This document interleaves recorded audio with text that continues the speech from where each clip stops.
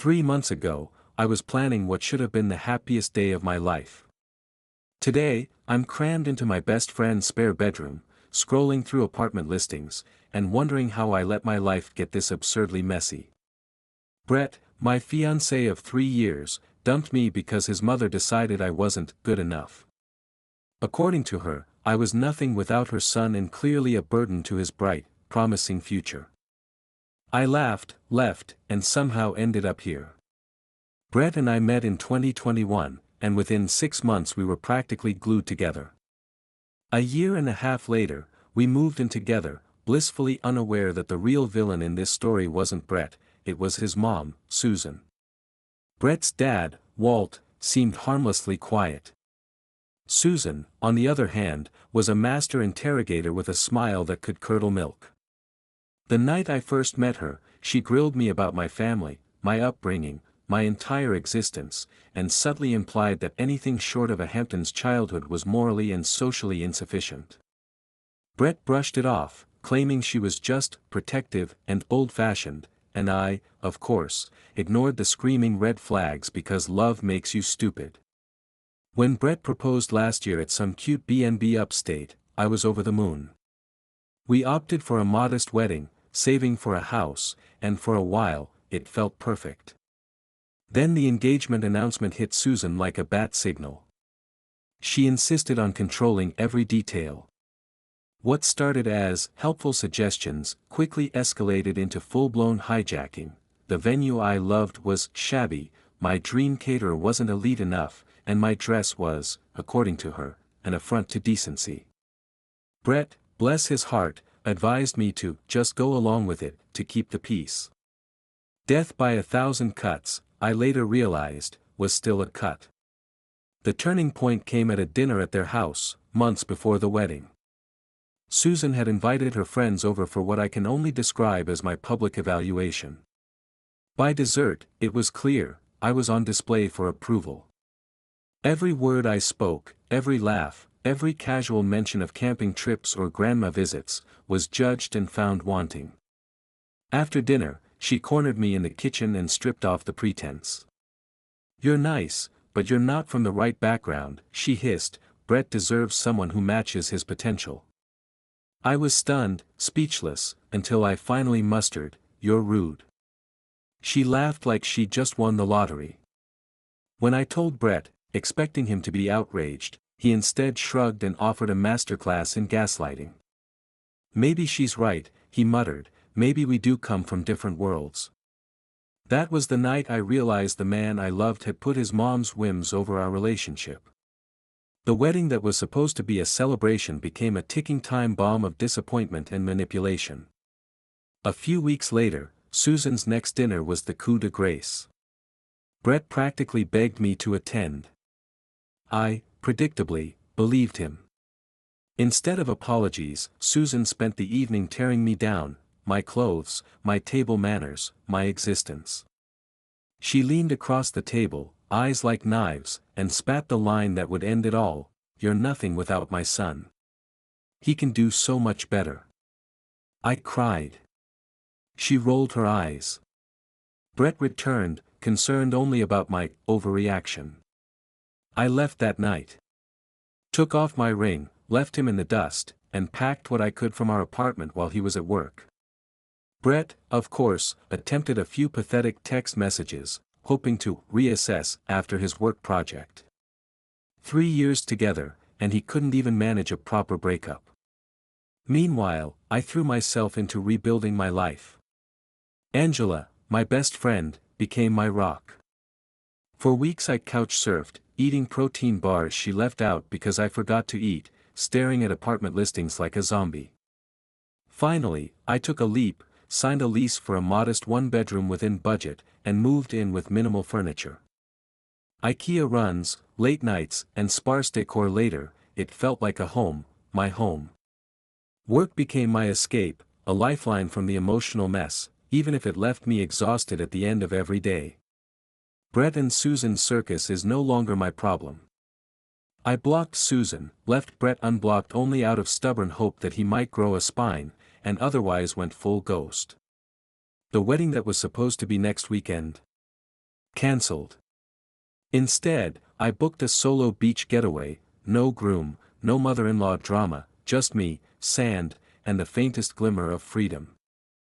After that call, I spent the evening with Matt, trying to shove Susan's voice out of my head. He didn't push me to do anything, he just asked what I wanted, what would make me feel at peace. For the first time in months, someone was treating me like my own life mattered more than drama. Life had been slowly improving since the breakup. My empty apartment finally felt like a home. My team lead had noticed my extra effort at work and started giving me more responsibilities, coordinating with other departments, training new hires, managing small projects. It felt good to be needed, to be valued for something other than just showing up. About 2 months after the breakup, I ran into Nick, Brett's brother, at the grocery store. My first instinct was to duck behind the cereal aisle, but he spotted me first. He approached cautiously, looking uncomfortable but sincere. He apologized for what had happened and admitted he'd argued with his mom about how she treated me. Weirdly validating to hear someone from Brett's family acknowledge I'd been wronged. He also casually mentioned that things weren't going well for Brett. I thanked him, kept the conversation short, and walked away. Not ready to wade back into that world, even peripherally. A week later, my old college roommate dragged me to a party. I almost refused, but Angela practically shoved me out the door, insisting I needed to remember how to be a person again. She was right. That night, I met Matt, her cousin visiting from out of town. We ended up in the same conversation circle, talking about everything and nothing. He asked for my number at the end of the night, and for some reason, I gave it to him. Our first date was a low-pressure Sunday coffee. He was easy to talk to, kind, and funny. For hours, I didn't think about Brett once. Matt lived a simple life, in a modest apartment with a normal family that didn't care about status, connections, or social climbing. When I told him the condensed version of my breakup, he just listened.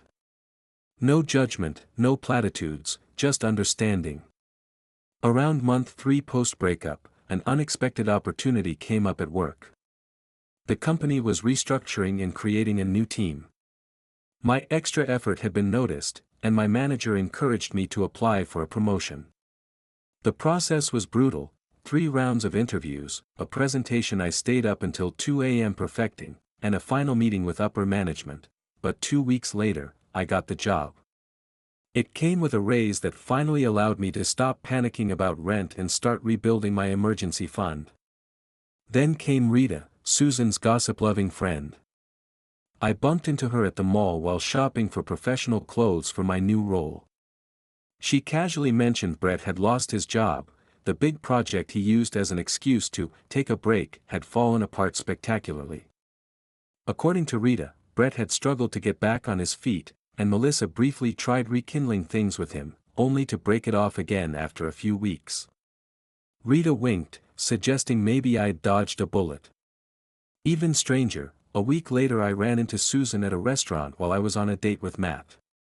She approached, smiling like nothing had ever happened, complimented my outfit, asked about my new job, and dropped the line that made my stomach twist, "Everyone misses you. We should catch up." I kept my response neutral, and she finally left, pretending like everything was fine. Matt handled it like a champ, quietly letting me explain. Through mutual friends, I learned more about Brett. Since losing his job, he'd moved back in with his parents and was floundering. Susan, of course, was spiraling along with him. Meanwhile, my relationship with Matt continued naturally, slowly, genuinely. We'd been dating for about 2 months, decorating my apartment, installing shelves, hanging artwork, and making the space mine. Then last Friday, everything took a weird, almost unbelievable turn. I received a voicemail from an unknown number. Naturally, I assumed spam. But curiosity got the better of me. It was Susan. Her voice was shaky, almost sobbing. She said she'd been trying to reach me, that Brett wasn't doing well, that she'd made a terrible mistake, and that she'd do anything to fix things between us. 6 months ago, she'd said I was nothing without her son. Now she was practically begging me to help her broken, miserable kid. I didn't call back. I went to Matt's, tried to shove the voicemail from my head, but it replayed endlessly. Later, I learned Susan had been using Brett's new phone to contact me because she'd been blocked on her own. She told me Brett had spiraled, drinking too much, making poor financial decisions, and then, with her trademark audacity, said she thought I could help him recover. She actually said, "Brett needs someone responsible like you right now." I calmly told her no. Brett and I were over, I was seeing someone else, and helping her son was not my problem. Her response was a dismissive comment about how rebound relationships rarely last and how Brett and I had real history. Then she asked, against my better judgment and Matt's concerned look, if we could meet for coffee to discuss the situation further. I told myself it would give me closure. Maybe I also wanted to see for myself how desperate things had gotten for her to come crawling back to the girl she once considered beneath her son. I agreed to meet Susan at a coffee shop the following weekend. When I arrived, she was already there, noticeably different from the polished, superior woman I remembered. Her hair was in a hasty ponytail, her makeup minimal, and she looked tired. She'd ordered my favorite drink, a detail that was both thoughtful and unsettling because it meant Brett had told her what I liked. The next hour was surreal. Susan laid out Brett's downfall in excruciating detail. After losing his job, he tried to maintain his lifestyle while job hunting, quickly depleting his savings. He'd made a bad investment in a friend's startup that went nowhere, maxed out 2 credit cards, and now was living in his old bedroom at their house, sleeping until noon and barely applying for jobs. Throughout her monologue, I kept waiting for her to ask me to take Brett back. Instead, she did something more manipulative. She kept saying things like, "He was at his best when he was with you, and, you were always so good at motivating him, he listens to you in a way he never listens to me." When I reminded her that she had once told me I wasn't good enough for her son, she actually teared up. She claimed she had been protecting her son and should have valued my steadiness over Melissa's connections. I almost laughed at how transparent she was being. Suddenly, I was steady rather than boring, responsible rather than lacking ambition. I left that meeting feeling odd and hollow. I had expected satisfaction seeing Susan brought low, but mostly I felt pity mixed with lingering anger. I told her I'd think about talking to Brett, but made no promises. That should have been the end of it. It wasn't. The calls started the very next day, Susan calling to follow up on our coffee meeting, then again to tell me Brett had asked about me, then to mention a job opening she thought Brett might be qualified for. Every single day. I started letting calls go to voicemail, but the messages grew increasingly desperate. She mentioned Brett's father threatening to cut him off financially, family friends asking uncomfortable questions, even my parents, suggesting she wanted to make amends with them too. Nick, Brett's brother, texted one evening to apologize for his mother's behavior. He explained Brett's spiral had been worse than anyone had realized, drinking heavily, failing at work, and that Susan partly blamed herself for pushing me away. But he was quick to add that Brett was responsible for his own choices and I shouldn't feel guilt into helping. I appreciated his honesty. Meanwhile, Matt remained a calm, supportive presence. He never pressured me. We even started discussing moving in together when his lease ended. The contrast between his stability and the chaos of Brett's family couldn't have been clearer. 2 weeks after our coffee meeting, Susan escalated. She showed up at my workplace, frantic, clutching a folder of Brett's resume and asking me to put in a good word for him. I was livid. I told her firmly that her behavior was inappropriate and she needed to stop contacting me. She cried right there in the parking lot. Several coworkers witnessed the scene, which was mortifying. I guided her to a bench and calmly told her she needed to respect my boundaries. She left, and the week passed quietly. Then Brett reached out. A long text message, apologizing for his mother's behavior and admitting he had made a huge mistake listening to her over me. He said he missed me, felt ashamed, and hadn't contacted me sooner. I felt nothing. No flutter, no satisfaction, just tiredness and a vague sense of closure. I showed the message to Matt. He read it without comment. I didn't respond immediately.